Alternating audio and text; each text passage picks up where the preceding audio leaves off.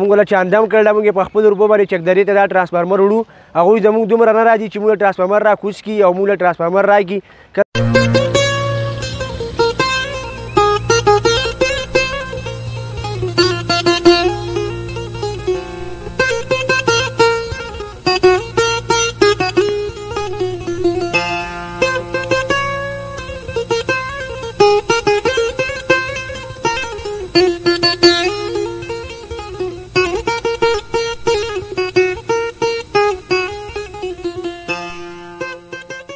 زمونږ د انګرو شم ټرانسفارمر دی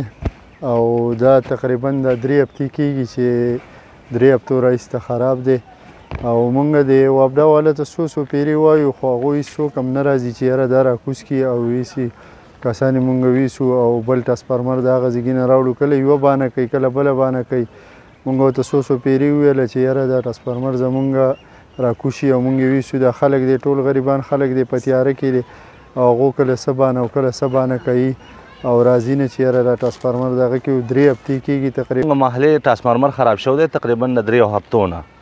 او وابډا والا سره چې کوم دی نو مونږ بار خبره کوو خو هغو زموږ خبرو ته سره څه غوږ نه ږدي پوه شوې او بیا پرون مونږ بله ورځ ولا چادره غونډه کړې ده چې اوس یې ویسو چکدرې ته او بار ورته کال کوو او هغوی نه راځي چې رالی راکوز کړي او چې کوم دی مونږ په خپله ویسو او هلته یې دغه کړو دا ریپیر یې کړو واپس یې بېرته دوباره بیا راوړو خو دوی راله راځي نه ټرانسفارمر د 13 هفتو نه سوځېدلی دی مونږ د وابډا والا دا وایي راشي زموږ ټرانسفارمر ویسئ او مونږ له چاندام کړل موږ په خپل روپو باندې چکدرې ته دا ټرانسفارمر وړو هغوی زموږ دومره نه راځي چې موږ له ټرانسفارمر را کوز کړي او موږ له ټرانسفارمر راکړي کله وایي ټرانسفارمر شته دی او کله وایي نشته دی کله یوه خبره کوي کله بله خبره کوي موږ په خپلو روپو باندې په خپله چانده باندې خپل دا باندې هلته ځو ټرانسفارمر راوړو خو هغوی دومره نه چې موږ راشي ټرانسفارمر را کوز کړي موږ له ټرانسفارمر ویسي بیلونه هر څه ښه تیز راځي بیلونه ښه برابر راځي موږ بیلونه په خپل ټایم ښه جمع کوو هر څه ښه برابر کوو خو موږ له چې کومه ټرانسفارمر نه راکوي او دا په میاشت کې 3-4 پیرې سوځي دې چې یو پیر سوځي 3-4 پیرې سوځي یو 25 دی